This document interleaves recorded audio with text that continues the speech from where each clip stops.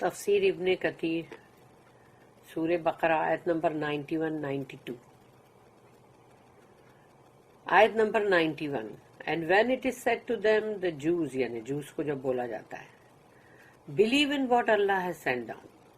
They say, we believe in what was sent down to us. یعنی کہ جب ان سے کہا جاتا ہے کہ ایمان لاؤ اس پر جو اللہ نے نازل کیا ہے, تو کہتے ہیں ہاں ہم ایمان لائے اس پر جو ہمارے پہ نازل کیا گیا تھا. And they disbelieve in that which came after it. اور اس کے بعد جب جو آیا اس کو انہوں نے رد کیا, انکار کیا. While it is the truth confirming what is with them. جبکہ سوچو جو ان کے پاس ہے, جو ان کی تورات ہے, اس سے کتنا کنفرم کرتا ہوا, تصدیق کرتا ہوا کلام ہے بات کا, تو بھی یعنی انسان دیکھتا ہے کہ دونوں کافی ایک جیسے ہیں. تو جو ان کے پاس ہے وہ اس کو مطلب اس کو کنفرم کر رہا ہے. پھر بھی سے او محمد ٹو دیم, تو اللہ کہتا ہے او محمد صلی اللہ علیہ وسلم ان سے کہو, why then have you killed the prophets of Allah aforetime if you indeed have been believers. اگر تم سچ مچ کے ایمان والے تھے تو پہلے جو تم قتل کر رہے تھے نبیوں کو, وہ کیوں کیا تم نے. پھر آیت نمبر 92.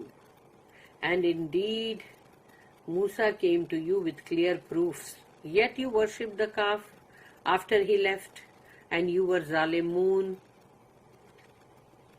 اور یقیناً موسیٰ علیہ السلام آئے تھے آپ تمہارے پاس لے کر نشانیاں کھلی, اس کے بعد بھی تم نے بندگی کی, پرستش کی بچڑے کی, جب وہ تم کو چھوڑ کر گئے, اور تم تھے ہی ظالمون.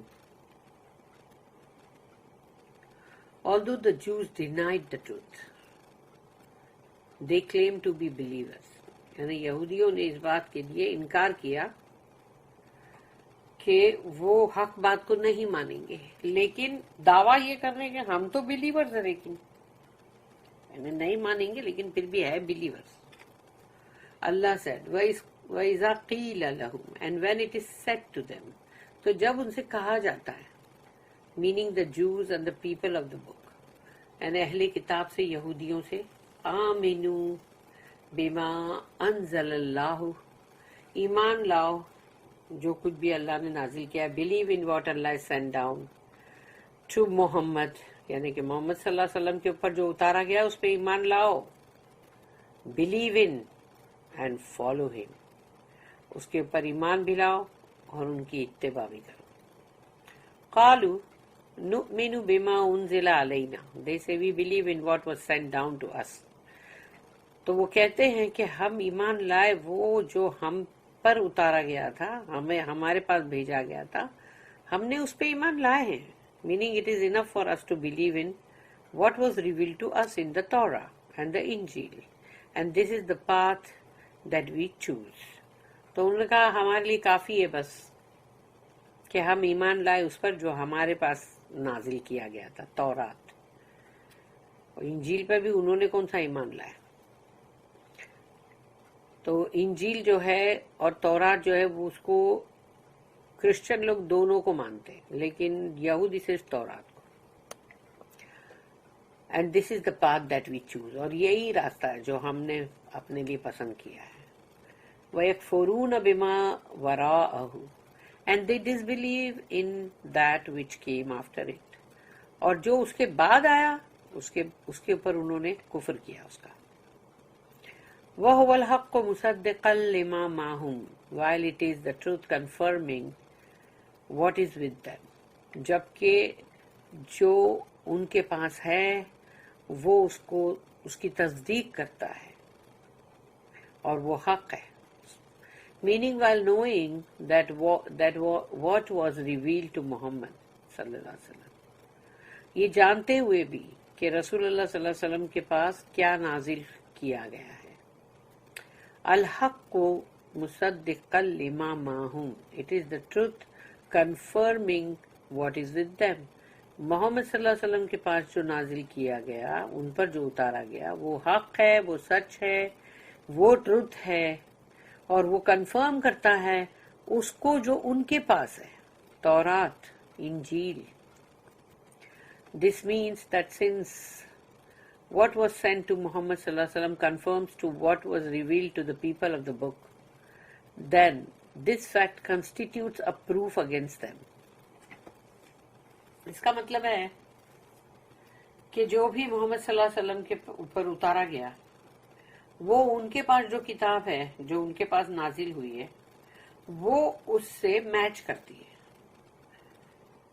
تو اب یہ ایک ایسا سچ ہے جو ان کے خلاف، یعنی کہ ان کے خلاف ایک ثبوت بنتا ہے، کیونکہ اگر وہ میچ کر رہی ہے بات جو ادھر اللہ نے جو کلام میں اتارا ہے قرآن میں، تو پھر یہ ان کے خلاف ثبوت بھی بن گیا کیونکہ ان کی کتاب سے میچ ہو رہی ہے.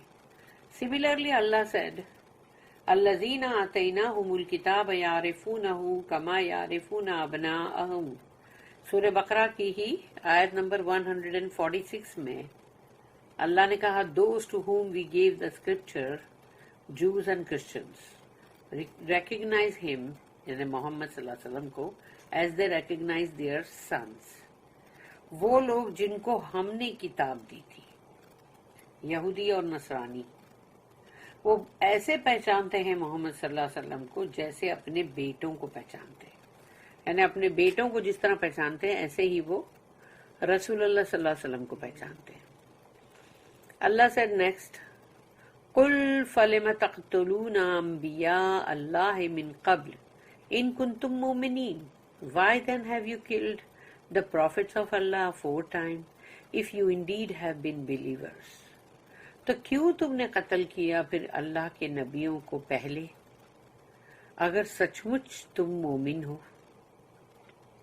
This means if your claim that you believe in what was revealed to you is true, تمہارا دعویٰ اس بات کے لیے سچا اگر ہے کہ تم نے اس پر ایمان لائے تھے جو تم پہ نازل کیا گیا، تو پھر then why did you kill the prophets who came to you affirming the Torah's law? تو ان نبیوں کو تم نے قتل کیوں کیا جنہوں نے تورات کے ہی قانون کو پھر سے نافذ کیا. Although you knew they were true prophets, تم جانتے تھے اچھی طرح کہ وہ سچے نبی ہیں. You killed them simply out of transgression, stubbornness and injustice with Allah's messengers. تم نے یہ جانتے بوجھتے ان کو قتل کیا ہے کیونکہ تمہارے اندر سرکشی تھی اور تم ڈھیٹ بھی تھے اور تمہارے اندر ناانصافی بھی تھی جو اللہ کے رسولوں کے لیے تھی.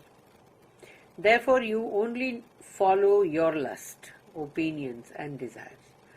تم اللہ کی کتاب کو نہیں، نبی رسول کو نہیں، بلکہ تم جو اتباع کرتے ہو تو وہ صرف اپنی ہی خواہشات، اپنی مرضی، اپنی رائے، جو ہے وہ تمہارا اپنا ہی ہے جس کو تم فالو کرتے ہو. Similarly اللہ said، پھر اللہ نے کہا، یہ بھی سورہ بقرہ کی آیت نمبر 87 ہے جو ہم پڑھ چکے، أَفَكُلَّمَا جَاءَكُمْ رَسُولٌ بِمَا لَا تَهْوَىٰ أَنفُسُكُمْ اسْتَكْبَرْتُمْ فَفَرِيقًا كَذَّبْتُمْ وَفَرِيقًا تَقْتُلُونَ. Is it that whenever there came to you a messenger with what you yourselves desired not, you grew arrogant? Some you disbelieved and some you killed. تو پھر کیا جب بھی تمہارے پاس کوئی رسول آئے اور جو تمہیں ناپسند ہے وہ لے کر، تو تم اس کے لیے گھمنڈ اور غرور میں آ گئے اور کچھ کو تم نے ان کا کفر بھی کیا اور کچھ کو تم نے قتل بھی کیا. Also As-Suddi said, in this ayah Allah chastised the people of the book. اس آیت کے اندر اللہ نے ان کو لتھاڑا ہے، اہل کتاب کو. قُلْ فَلِمَ تَقْتُلُونَ أَنْبِيَاءَ اللَّهِ مِنْ قَبْلُ إِن كُنْتُمْ مُؤْمِنِينَ. کہو تو یعنی say O Muhammad to them, ذرا ان سے کہو تو صحیح محمد صلی اللہ علیہ وسلم, why then have you killed the prophets of Allah aforetime, if you indeed have been believers.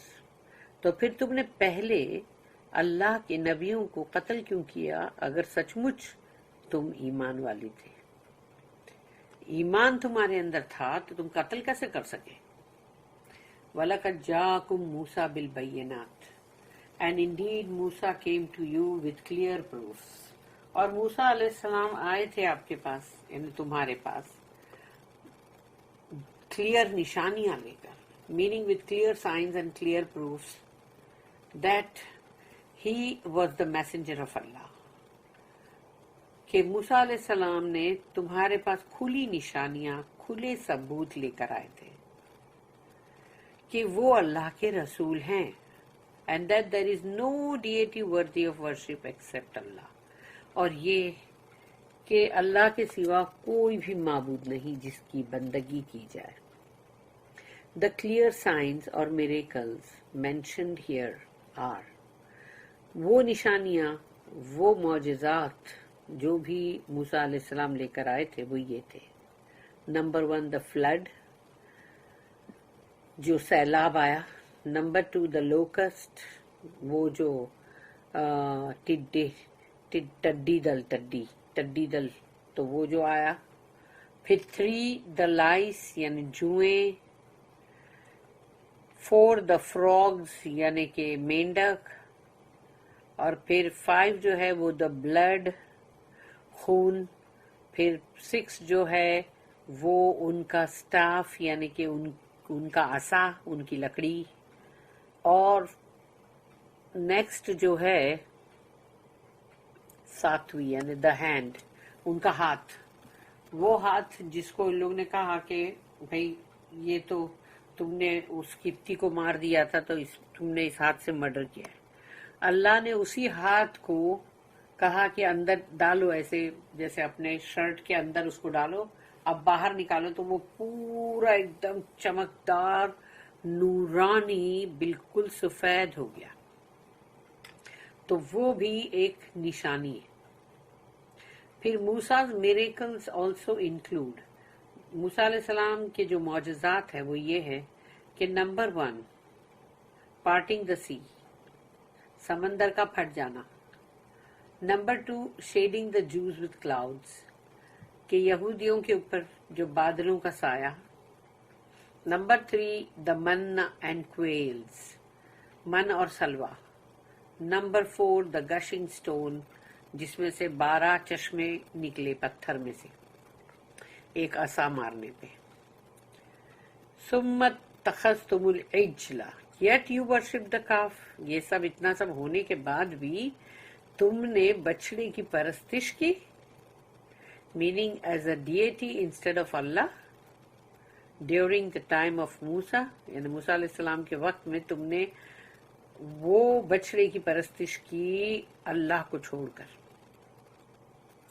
Allah statement من بعد ہی, after he left, موسیٰ علیہ السلام جب چلے گئے, after Musa went to Mount Tur to speak to Allah, جب وہ کوہ تور کے اوپر گئے, وہی کوہ تور یا مطلب جو تور کا پہاڑ ہے, جبل تور, تو وہاں جب وہ گئے موسیٰ علیہ السلام اللہ سے بات چیت کرنے, تب ان لوگ نے بچڑے کی پرستش کی.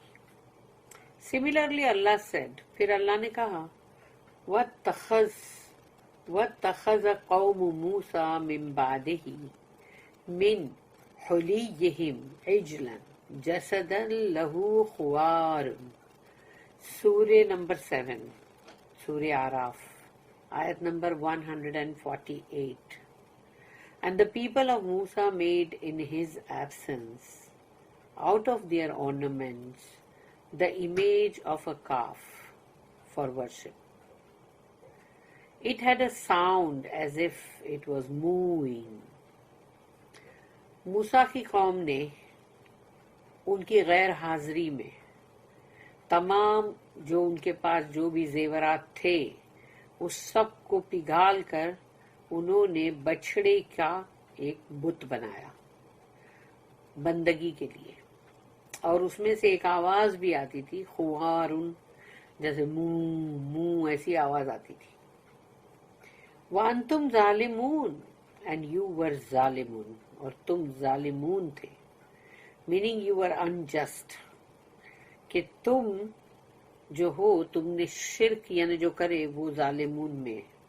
in this behavior of worshipping the calf، یعنی تم نے جو بندگی کی، جو پرستش کی اس بچھڑے کی. although you knew that there is no deity worthy of worship except Allah، جبکہ تم اچھی طرح جانتے تھے کہ اللہ کے سوا کوئی بھی عبادت کے لائق نہیں. Similarly Allah said، پھر اللہ نے ایک اور بات کہی جو سورہ اعراف سورہ نمبر 7 ہے اور اس کی آیت نمبر 149 ہے. وَلَمَّا سُقِطَ فِي أَيْدِيهِمْ وَرَأَوْا أَنَّهُمْ قَدْ ضَلُّوا قَالُوا لَئِن لَّمْ يَرْحَمْنَا رَبُّنَا وَيَغْفِرْ لَنَا لَنَكُونَنَّ مِنَ الْخَاسِرِينَ. And when they regretted and saw that they had gone astray، تو جب ان کو ریگریٹ ہوا، ان کو افسوس ہوا، پچھتاوا ہوا، اور انہوں نے دیکھا کہ وہ کیسے گمراہ ہو گئے.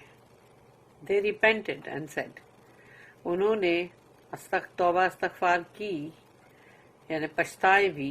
if our Lord have not mercy upon us and forgive us we shall certainly be of the losers، اگر ہمارے رب نے ہم پہ رحم نہیں کیا، ہمیں معاف نہیں کیا، تو یقیناً ہم ہو جائیں گے خسارے والے، losers.